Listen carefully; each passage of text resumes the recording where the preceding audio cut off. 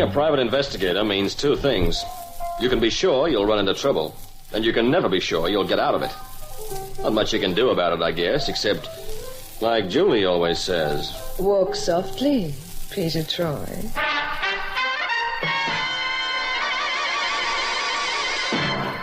And now Peter Troy investigates the haunted Harridan.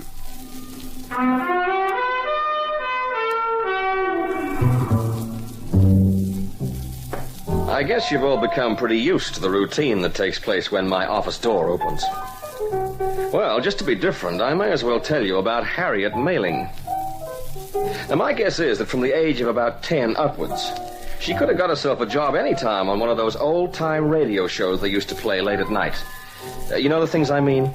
They open with some flesh-creeping music, and then this old witch screams and cackles away, nearly splitting her sides laughing, while she boils up a supper of newt's eyes and toad's feet. Yeah, there are no two ways about it. Harriet Mailing was the witchiest witch which ever was. I'm worried about Aunt Harriet, Julie. I really am. Well, I can't see what the problem is, Tony. I mean, I know your aunt has always been, well, a bit odd. I don't mean that unkindly. Oh, I know what you mean. You don't have to apologize about that. Anybody would take her for a witch. Well, witches have been a little out of fashion lately. But at least she doesn't frighten you. She used to when I was a child. And that creepy old house of hers, it still gives me the willies, even in daylight. I suppose she wouldn't leave it for the world. No. She's always said she'd only leave that house to die. Oh, well, it's her house, if she likes it. That's what worries me, Julie. Lately, she says she's been getting messages telling her she must get out. Messages? You mean somebody's trying to force her out? No, not that kind of message. You know, mystic messages. What, spooks? Yes, writing on the wall, she says. Oh, I've heard of people having seen the writing on the wall, but never literally. What does she mean? I don't know. But she's very upset about it. The last time I was up there, she was saying she'd have to go if the messages keep coming. And, of course, she's convinced she'll die if she ever does leave. Oh, poor thing. I suppose she spent so many years getting messages from the other side, as she calls it, that she's probably given to imagining all kinds of things now. I don't know, but I'd like to help her.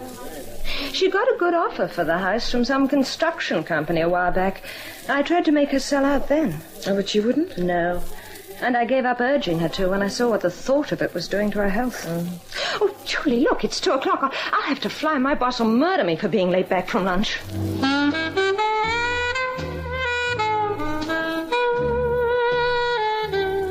And that's how it all started. Julie had a luncheon date with this old school chum, a doll named Tony Mailing, and Tony blows down her ear about the troubles of having a witch for an aunt. At least that's the way I figured it. Julie, of course, fell for the whole wacky line and came over all pensive on the score of this old doll that was being pushed out of her house by spirits. Pete? Mm-hmm. How would you like to spend a night in a haunted house? Oh, that'd be swell. A what? A haunted house. Tony Mailing says her aunt's house is haunted. Is that a fact? Well, I'm glad you set me right on that, Julie. It's a thing I've always wondered about. You have? Sure. I lie awake nights just trying to figure out whether Tony's aunt's house is haunted. Look, excuse me, but I'm trying to read through this report. I said we'd go out there tomorrow night. Oh, swell. Let's do that. You what? We're going out to Miss Mailing's place. Tony's worried about her. What are you talking about? Isn't this Mailing dame the old Harridan who makes like a witch? Yes, and she's getting messages telling her to leave her house. Yeah, I know just how she feels. I had a landlord once who Not did a message from the landlord. Spirit messages. Spirit messages? Oh, Julie, are you nuts? Well, that's what she thinks, anyway. And I think there's something fishy going on. And that's why I told Tony we'd go there tomorrow night. And she and her boyfriend, John, are going to be there, too. Oh, now, isn't that cozy? And just what are we going there for? To lay a ghost or something? That's right. Now, see here, Julie, I am allergic to ghosts. Ghosts and me, we just don't gel. A jellied ghost? That would be different. Anyway, you never know. The ghost might turn out to be a beautiful maiden in a diaphanous gown. Oh, say, that's a thought. With her head tucked underneath her arm. Oh, that does it. Look, forget it, Julie. I am not making any dates with ghosts, male or female. They're just as likely to end up with my head tucked under their arms. Oh, what's wrong with that? You've one to spare, haven't you? Oh, funny. You kill me. Now listen, Julie, will you let me finish this Roberts report, please? All right, go ahead. I won't disturb you again. Thanks. Oh, Tony and John are picking us up here at 5:30. I said we'd go in your car. Mm-hmm. It's only a half-hour's drive. I really would like to help the old lady. Tony says she's a dear, really. Mm-hmm. Oh, Pete, I'm so glad you're not making a fuss about it. I knew you'd help her. Yes, what was that? Oh, were you still on that thing, Julie? Now, look, I am a man of very few words. Yes, but you use them so often. We are not going to visit any old Harridan. And that means we are not going to visit Miss Harriet Mailing. And do I make myself quite clear? We are not going. N-O-T, not.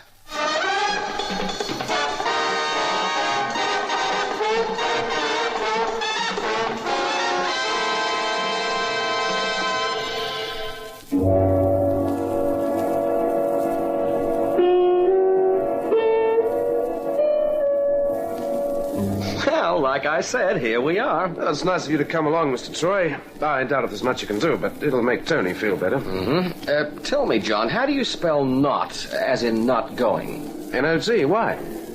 That's what I thought. I must have goofed somewhere. Oh, there you are, girls. That's all the baggage. Looks like we're moving in for a month instead of only one night. Oh, well, it's all right for men. But girls need all sorts of things, even for one night. Yeah? Well, from the weight of your valise, Julie, I'd say you brought your own clanking chain. Mr. Troy, you're a character. Oh, ain't I, though? Say, Tony, how do we get into this mausoleum? Oh, I'll ring the bell. Oh, for crying out loud. That'll waken the dead for sure. Oh, the bell's one of those old Victorian contraptions with miles of wire running through the walls of the house. You know. No. And you know something? I don't want to know. Yes? What? Oh. Hello, Aunt Harriet. We've arrived. Oh, I can see that, Tony. Well, come in, child. This is my friend, Julie Summers. How do you do, Miss Mailing? Come in, come in. Go ahead, Julie. Of course, you know John, Aunt Harriet. Hello again, Miss Mailing. Yes, I remember John. And who is this? Uncle Ezra. Huh? It's Uncle Ezra come back to us from the dead. What? Aunt Harriet, this is not Uncle Ezra, and he's not dead. Only from the neck up. This is Mr. Troy, Miss Summers' employer.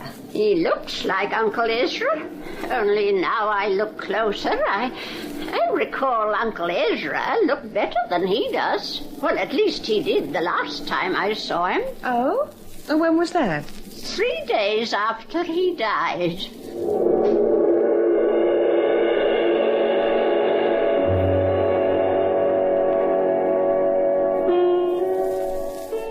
And that's where you saw the writing on the wall, Miss Mailing? That's right, but not on the wall, on the tapestry. Oh, yeah, that's what I mean, on the tapestry. It's a lovely piece of work, don't you think, Pete? A tapestry? Well, I'm no connoisseur, Julie. You see one piece of tapestry, you see them all, as far as I'm concerned. That tapestry has been hanging there for 200 years. Oh, is that a fact? I hope she didn't strain herself when she put it up. Oh, Pete. It's funny, you know. It never spoke to me before. Only these last weeks. Well, there's no sign of writing on it now, Miss Mailing. Just a lot of guys in tin hats beating each other's brains out. That's the Battle of Bosworth Field. The first Baron Mailing was killed in that battle. I'm not surprised. Looks quite a Donnybrook. If the writing comes again, I'll have to leave. Oh, now why will you have to do that? This is your house. Not even spirits can push you out of it, Miss Mailing. Oh, yes, they can. You dare not defy the spirits. But if I leave here, I know I shall die. Well, come to that, we'll all be dead someday. But I'm sure Tony could get you fixed up with a nice little apartment somewhere in London where you could spend many happy years yet, Miss Mailing. No. My life goes with this house. I can't live anywhere else. That's why she wouldn't sell out to that construction company, Pete. They offered her a good price, but she wouldn't listen. Oh, but I guess she will if the spirits tell her to, huh? But where would she go if she has to leave here? Oh, honey, I wouldn't have a clue. Well, it's me for the sack. Yes, Tony and John have already gone up to their rooms. One way and another, it's been a trying day. Well, it's time we said goodnight, Miss Mailing.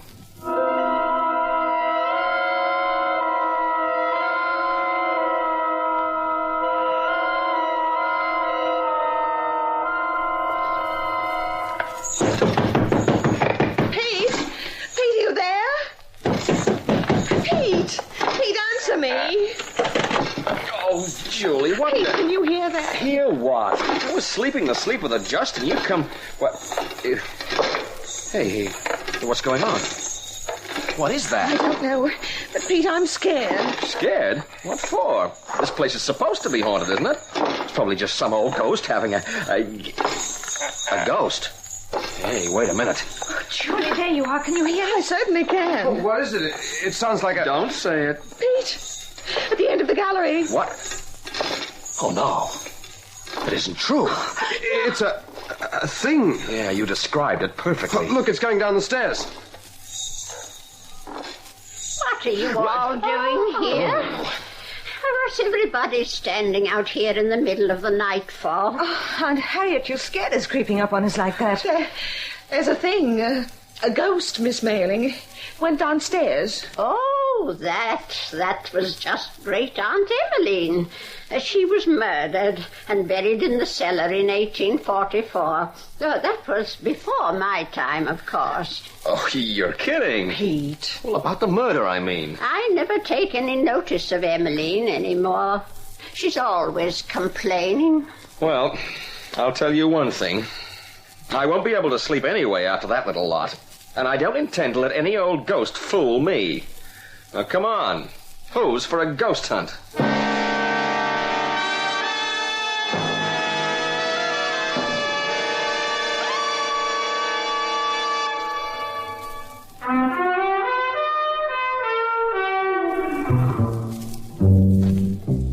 Well, at least it was different. A little out of my line, or it seemed to be. But not without the charm of novelty. Nobody was game to stay alone upstairs after Great Aunt Emmeline had gone into her act for the night, so we all floated downstairs in a body. Now I'm even starting to talk like a ghost. It seemed to be that everybody being somewhat shook up, the best thing to do was to find out what the heck had happened to that thing we'd seen, or thought we'd seen. And to keep everybody busy, I organized a wall-rapping expedition in order to find out if there were any secret passages or anything that Great Aunt Emmeline could have disappeared into. Well, I'm not going anywhere alone. I can tell you that right now. You don't have to go anywhere alone. Now, you and Tony start in that room, and John and I'll take this big one over here, the one with the tapestry. Where's Aunt Harriet? She went back to bed. She said she needs a beauty sleep. Yeah, she certainly does. Oh, Pete, if you don't stop your silly cracks... Relax. Now, go find a ghost. Come on, John. Okay. And if you hear a scream from one of us, come running. I'll run, all right. Here we are. Hey, John, where's the light switch for this room? Oh, it's way over the other side of the room. I know where it is. I'll go and put it on. Okay. Don't fall over or anything. No, I'll be all right. I know my way around. Yeah, but not as well as that ghost. How are you going? John? What the diff? Who shut that door? John, did you? Open up, man. It's pitch dark in here. Are you there, John? Listen, will you do...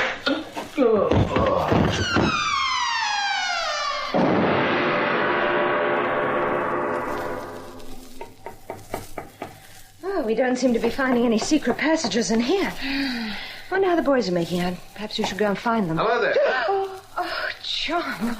Oh, you gave us a fright. Oh, sorry. I was just wondering if you'd seen Mr. Troy anywhere. No. Isn't he with you? Well, he was, but then... Then what? Look, girls, I don't want to alarm you, but some very funny things are going on here. We don't need to be told that. What do you mean, John?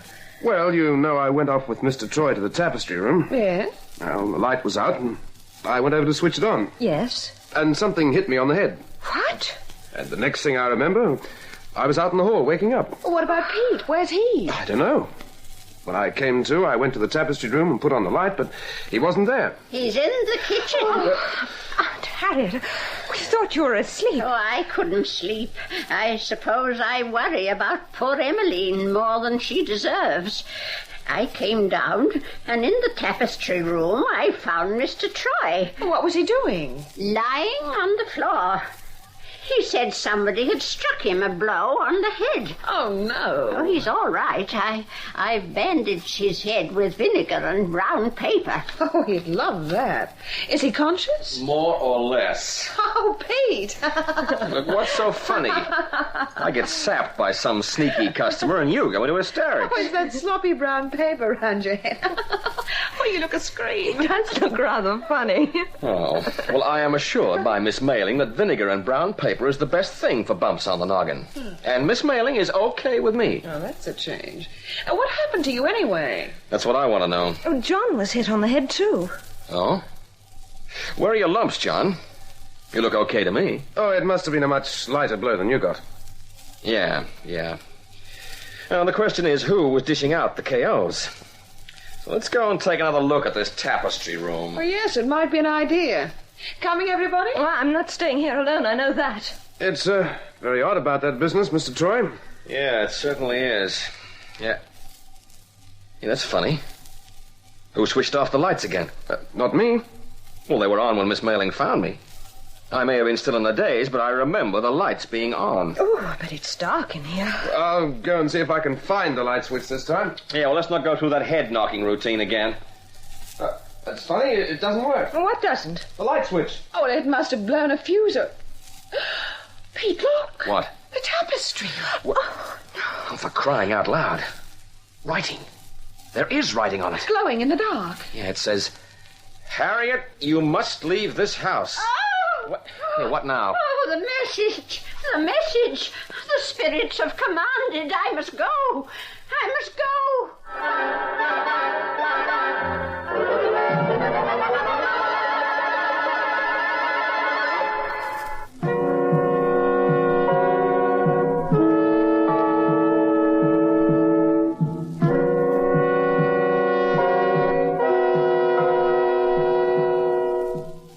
Well, girls, got over all your creepies and crawlies? Oh, I was just saying to Tony how different it all is in daylight. Yes, it is rather.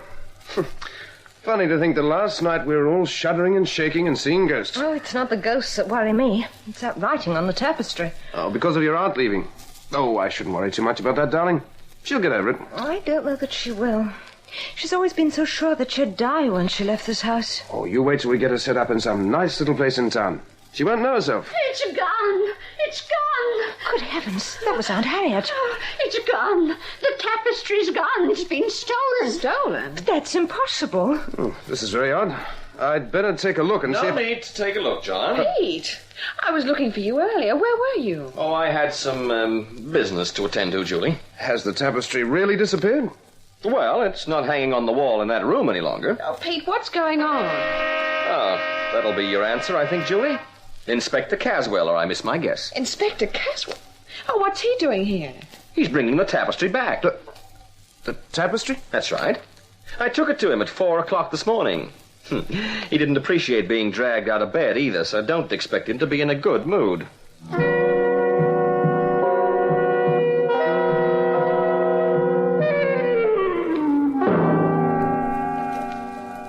Now that I've met everybody, I suppose we can get on with the business that brought me here. My tapestry. What are you doing with that? Well, at the moment, I'm returning it, Miss Mailing. It's none the worse for the treatment it's received. Inspector, if you don't mind, I'd like to be getting along. I have to be at my office by 9. I think you'll find your work will wait, young man. But it's very important You that mean it's very important that you get out of my sight, is that it? What? John, what does he mean? We will come to that. Now then, this tapestry that Troy brought me so infernally early this morning. Pete, did you? Sure. Oh, was I right, Inspector? Had the message been written on it in invisible ink? Invisible ink? Yes, Troy, you were right, and just as well, or I'd have you on a charge of disturbing the peace getting me out of bed at 4:30. Now, let's be quite clear, Inspector. On that tapestry are written the words, Harriet, you must leave this house, in invisible ink. That's right. A special ink that shows up under ultraviolet light. What is this? I don't understand. What it means, Miss Mailing, is that your aunt here has been the victim of a particularly low trick.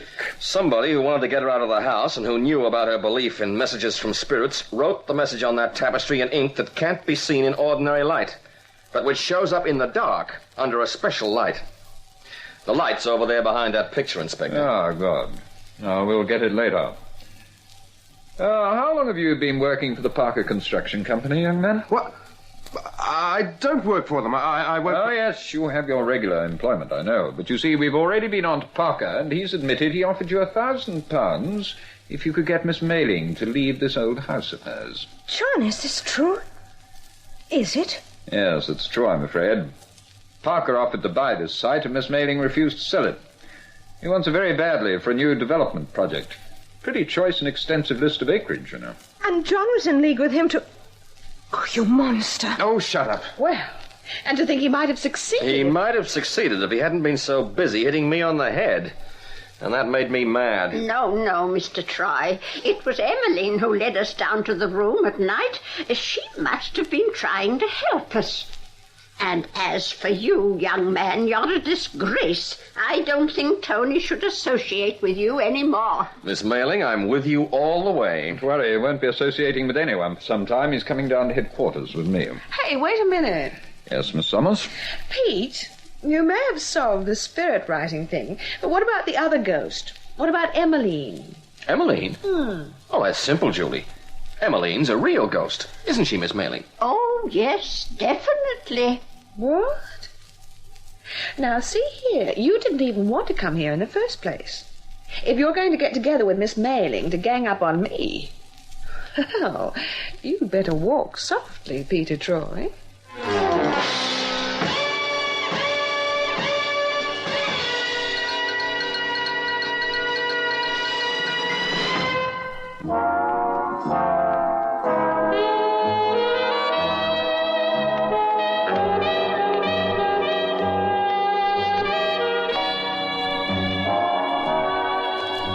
Well, as I said later to Julie, it just goes to show what you can do when the spirit is willing.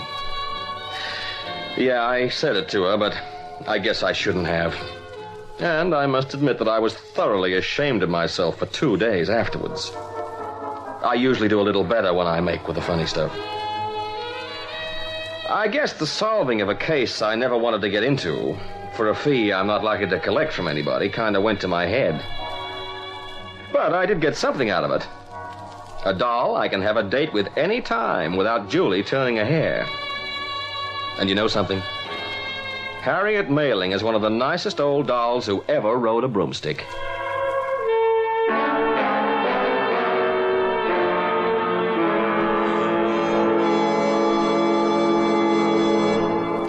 Walk Softly, Peter Troy is an Artranza production written by Creswick Jenkinson and directed by Russ Wright.